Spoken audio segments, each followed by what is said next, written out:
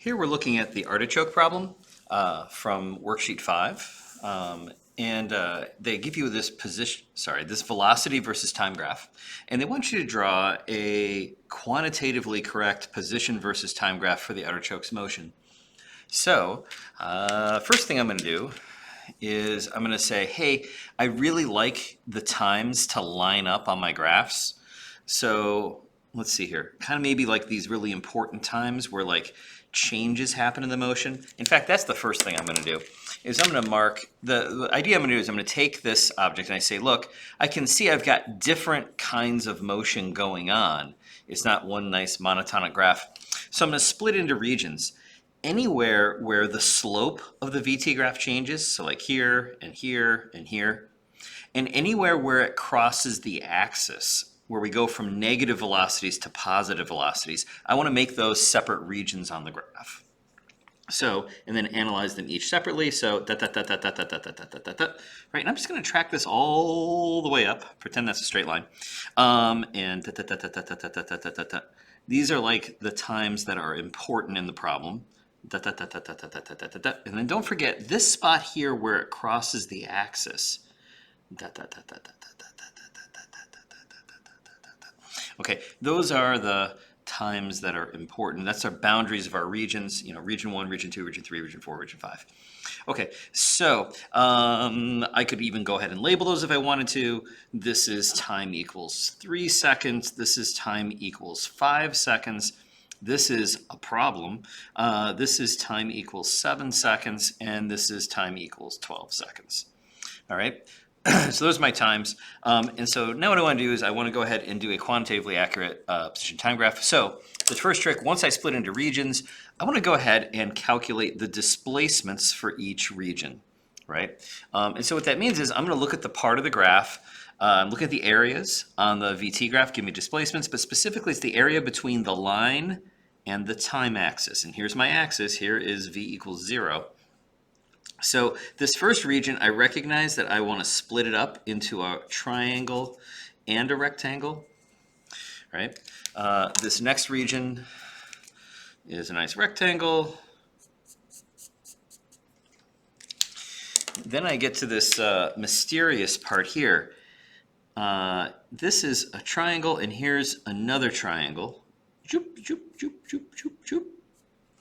And this part here, I'm going to try using yellow. We'll see if it shows up on camera very well. There we go. And then lastly, I don't know, green sounds good. And then I've got this big rectangle here.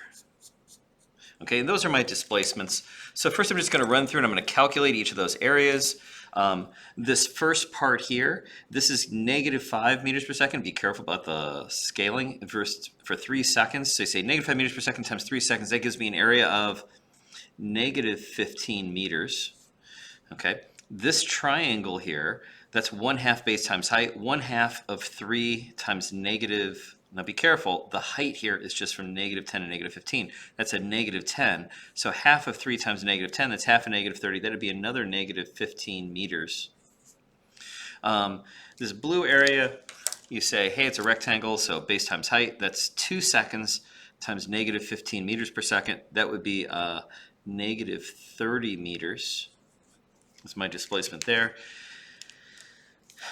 Skipping this, the green part, you say that's a height of 10 meters per second and a width of from 7 to 12, 5 seconds. 10 times 5 is 50 meters is the displacement there.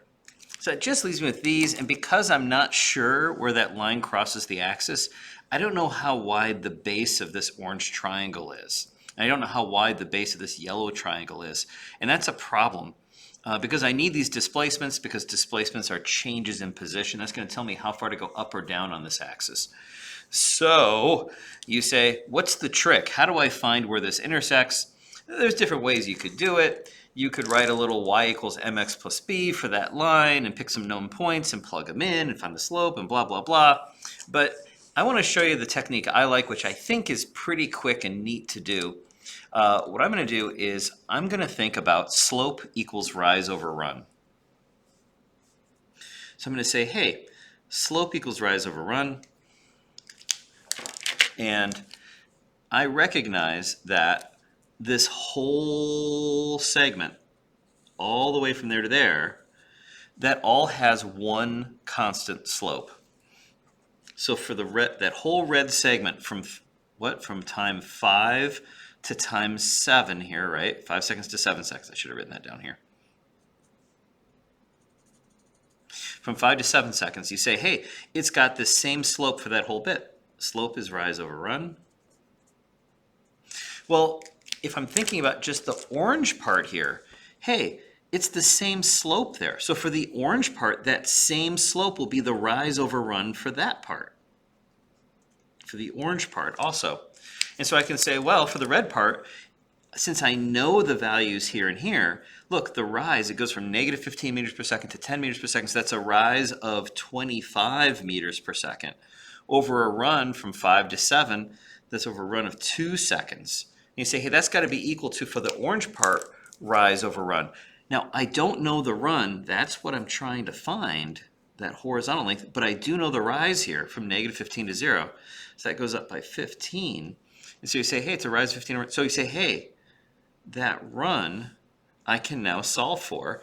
Rearranging, I would say what? The run is going to be 15 over, right? Yep, right? So you say, hey, that's going to be 2/25 of 15, or if you like, 30 over 25, or 6/5, which is 1.2. And so this width is 1.2 seconds. That means the point where it crosses, you say that's at the 6.2 second mark. So you see how I did that? I used this idea. The whole slope is going to be equal to the slope of that part. And the whole slope, I picked 2 points that I can calculate, that I do know the values for. And I do my rise over run for that. And that's set that equal to the rise over run for the part that I only know the rise, don't know the run. Okay, so I can use this trick to find intersections using just the slope on the VT graph.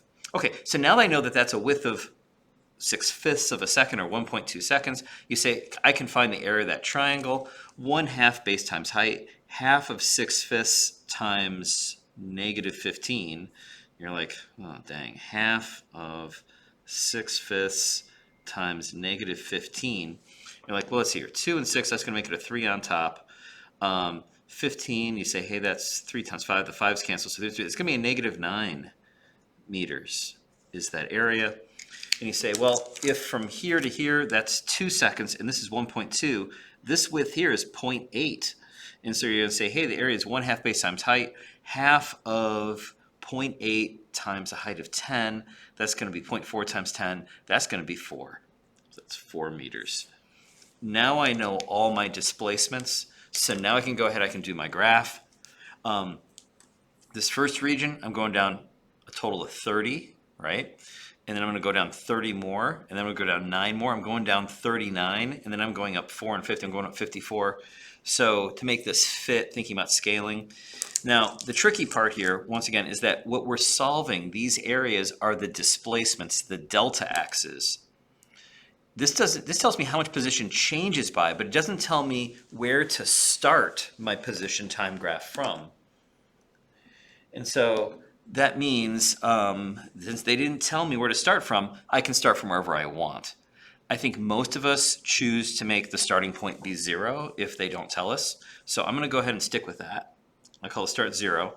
I just figured out I'm going to go down 30, 30, and 9. I'm going to go down 69 units, and then up 4 and 50, 54. So I need to make down 69 fit on my graph. So maybe I chop this up into 10, 20, 30, 40, 50, 60, 70, right?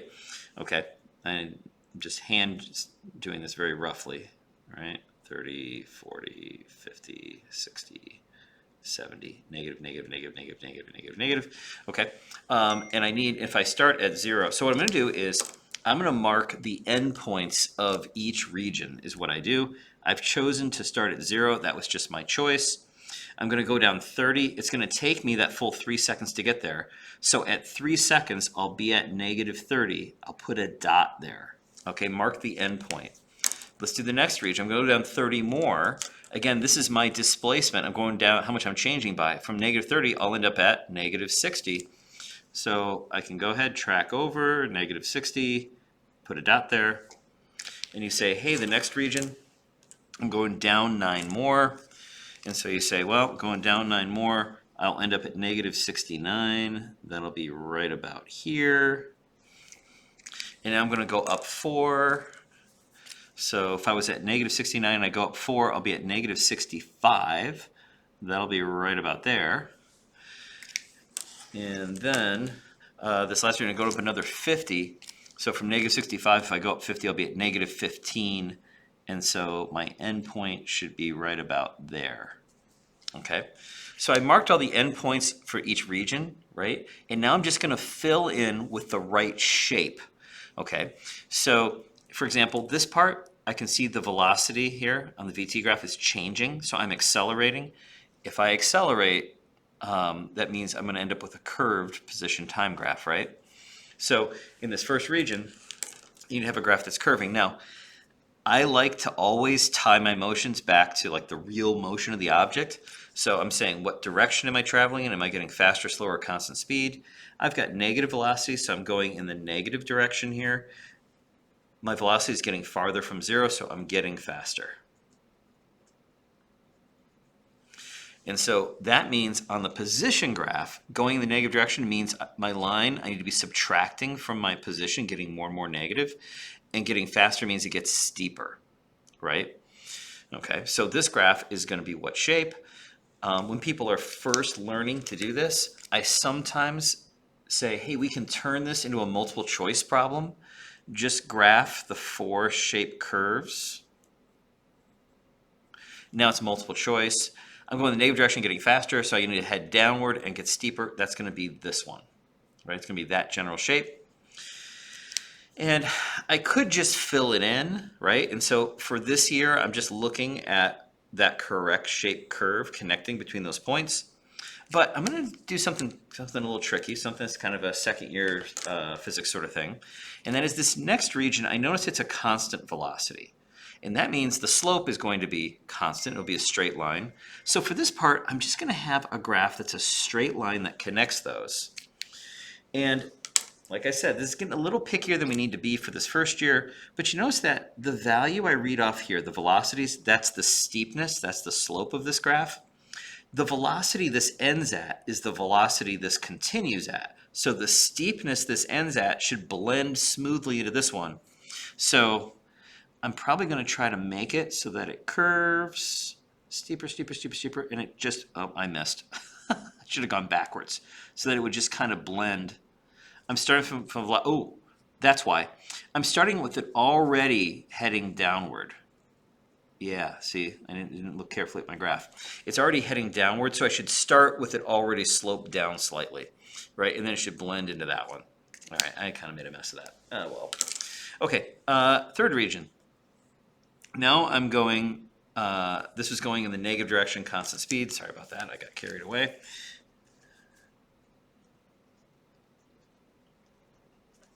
This third region, the orange region, notice that the line's headed up on the VT graph. That doesn't necessarily mean I'm getting faster, though. It doesn't mean I'm going in the positive direction. You say what matters is the line heading towards or away from 0? It's heading towards 0, so I'm getting slower. My velocities are still negative. I'm still down here, so I'm still going the negative direction, getting slower. So on this graph, negative direction means it heads down. Getting slower means it gets shallower slope. I notice that when I get to here, the velocity is 0, and the 0 slope is horizontal. So I want to end with it hitting horizontal. So if I might work backwards, oh, look at that.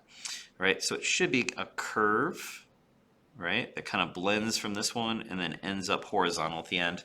That's hard to see that's a curve, but it is. And then this region, you say, hey, I'm now have, so this was negative direction, getting slower.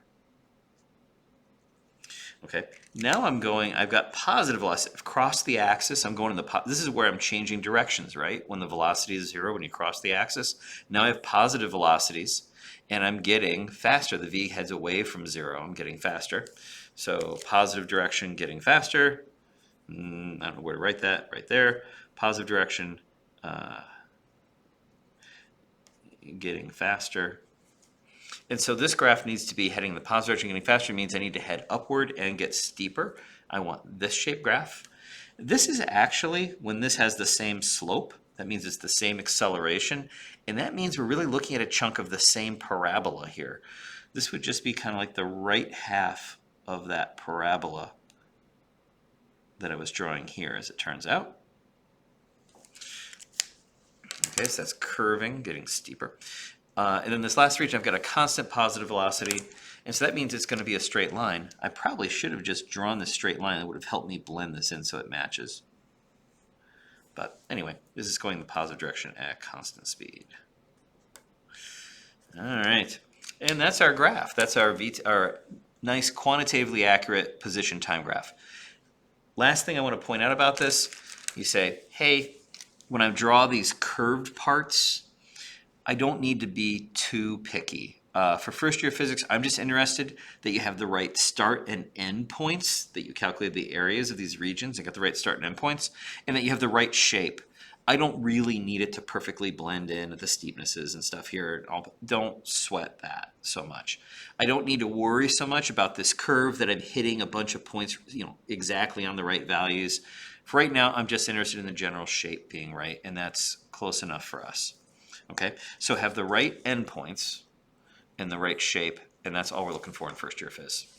Okay, in second year phys, we'd like it to blend smoothly at the intersections, and even then, we're not so picky about having the exact right values at every point on these graphs.